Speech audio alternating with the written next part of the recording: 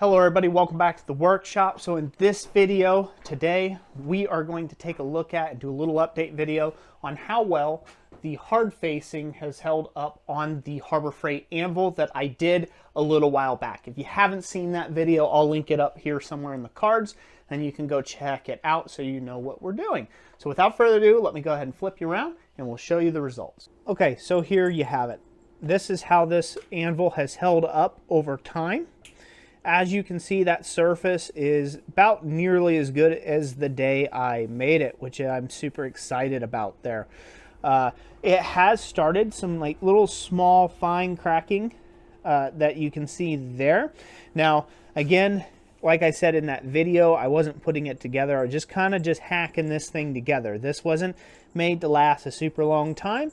I was just doing it the quickest way and most efficient way possible. You go back and watch that video and see how I did it.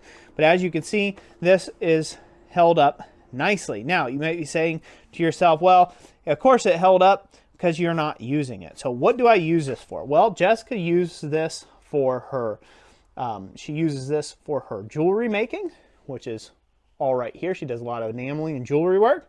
And so she uses it for that. And the main thing that we predominantly use it for here in the shop, Thomas and I, is beating slag off the slats, the slats on the plasma table here.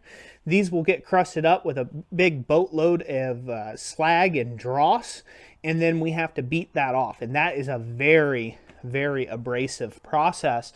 And that is just what, basically, that is what the hard surfacing rod is made for. So it's held up really, really well with that. So he'll take a slat, he'll put it over here, and he'll usually use a hammer. Just depends on the day. He's mainly been using this hammer to take and bust all the slag off the slots, off the slats, and you know, you can tell that it still works really, really well, and it doesn't put any dents in it. So I would say that hard surface welding, a Harbor Freight Anvil, is a good way to go. But that is how it's held up after, well, roughly about a year. So there you have it. That's how it's held up. I hope you guys enjoyed this video.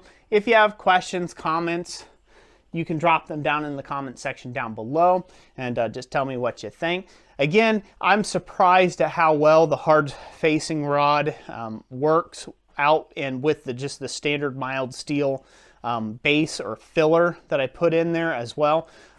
It really holds up actually pretty darn good.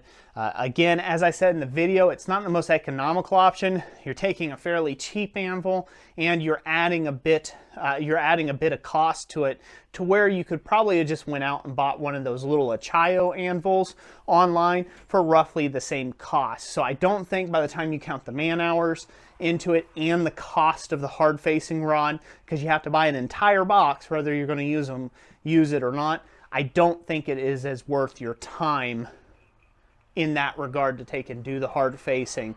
But if you already have a Harbor Freight Anvil, one was given to you, you got one for Christmas or your birthday, I think the hard facing option is a really great way to take and go. So that's it for today. Thank you to all the channel members that make this content possible.